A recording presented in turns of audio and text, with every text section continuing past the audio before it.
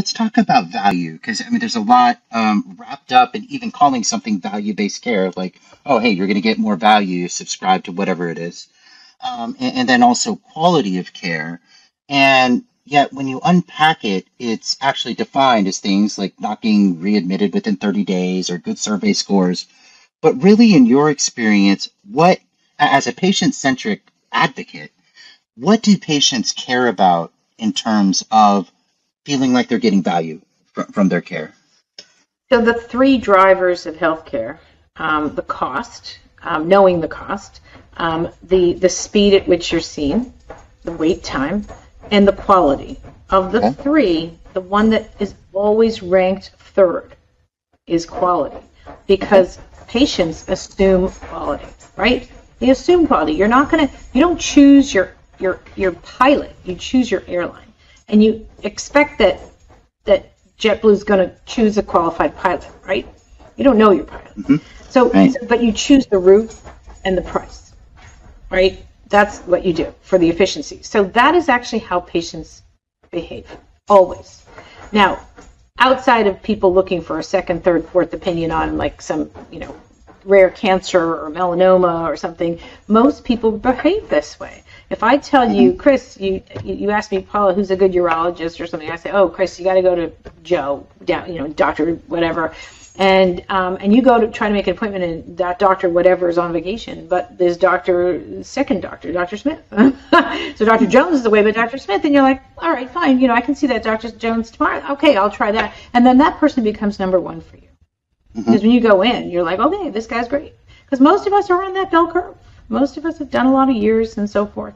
So again, the insurers and the people who are always trying to control where the dollar flows think that this quality can be measured.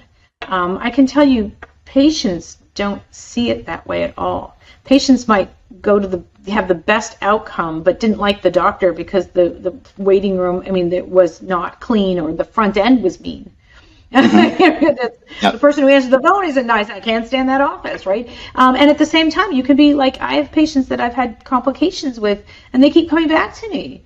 It's like, wow, they still adore and love me, and I'm like, wow, they give me, they trust that I will take care of them, even when they've had complications. So it's really hard to predict those relationships. And like everything, when they choose a measure, they have to choose something to measure. So it's easy to measure readmission. It's easy to measure, the number of times, patients in an emergency room, right? But it's really hard to measure, the complexity of their anatomy that required the readmission, or the fact that the family situation. I have a patient now whose wife was just diagnosed with dementia. It's like, she's supposed to take care of him. Like, that's not happening. So those are all other factors that don't factor in. The social determinants of healthcare do not factor in to all of those quality measures, but you need something to measure, right? And you can't measure how pretty is the incision, right? How much pain medicine the patient takes. Got it. And in a direct pay model, how do you measure the value or predict or surface? So, for example, if I go to Yelp, I can see what everyone rated a restaurant, and I can choose to believe them or not. Usually I read the reviews because I don't trust the overall ratings anymore, etc. Do you have like this synthesized value system? Because what I'm hearing is that value is very subjective, right, to the patient, and that people should have the choice, right, to prioritize what value they need from the health system or from a physician directly. Do you at UBERDOC do anything to surface those criteria? So UBERDOC is not a platform that anyone can join, first of all. Everybody on UBERDOC is credentialed. They have to be a specialist, which includes, again, primary care physicians are specialists. Remember, pediatricians, internal medicine. Everyone has to be boarded in the specialty that they are listed in, and they have to be licensed in the state that they have a license, and they have to be credentialed at a hospital. So we those are pretty strong criteria to be on UBERDOC. And then, of course, we do one step further. We make sure that somebody hasn't lost their license or hasn't been investigated or, has been in any kind of, criminal investigation. So we do that when they get on the platform. And that's important. Everything else, really, again, it's not the way people access care. I mean, I could be, you could go to the emergency room with appendicitis. You don't choose who's on. You just get, and you turn to the nurse and say, hey, Dr. Muto, can she do the job? And the nurse is going to tell you, oh, don't worry, she's great. Or she's going to say, oh, my God, get out of here. Better get out of here fast, find someone else, right? I mean, it's just not the nature of the business. It's not, healthcare is, medicine is just not that way. And it's not so, it is what we're trying to do with UBERDOC is create a consumer-driven model where you get to choose your appointment, right? Yes. To a specialist. That's what we give you. Whether or not, I can get you to the Italian restaurant. I can't tell you what you're going to order and whether you're going to like it, right? But I can get you to that place. I think we're more like Ticketmaster. I get you into the show, and then it's up to, if you like the show or not. We don't have any control of that. But again, ratings, it devalues what we do. And it's one of the reasons why we call ourselves UBERDOC, because we're not just an average doctor. Yeah, and that's interesting because, I think the working assumption that people have is that the average consumer would prioritize quality of care over anything else, right? But the reality of it is, like you said, that's number 3, and it's really going to be immediate access and convenience and things like that. And that's, by the way, how I access the health system as well, is along those dimensions. You have to get along with your doctor. Right. And when you don't meet your doctor, I had a patient the other day has been going to a specialist for close to 2 years and hasn't met the specialist. She's meeting her for the first time in October. I say, excuse me? How does that work? Oh my gosh. It's not a very complex biologic. I'm like, how is that even possible?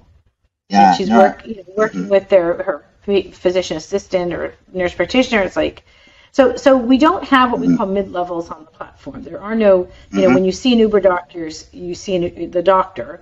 There are practices that work really closely with their PAs and nurse practitioners, but the doctor is present, or is, because we don't want to get into that sort of like world where you're not seeing what you're getting.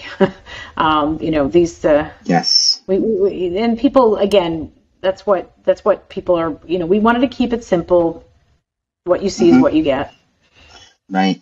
Yeah, and I've had that experience too. I've had kind of ear problems all my life from cholesteatoma that kind of consistently recurs. And gosh, for the past 7 years, I've been in Portland, Oregon, and I do have to have these yearly checkups, and sometimes every 6 months I have to have a deeper one and a hearing test. And I've seen the actual specialist for 5 minutes, right, in those 7 years. And that was just to look at one of the tests that I'd done, one of the times of 3 visits a year.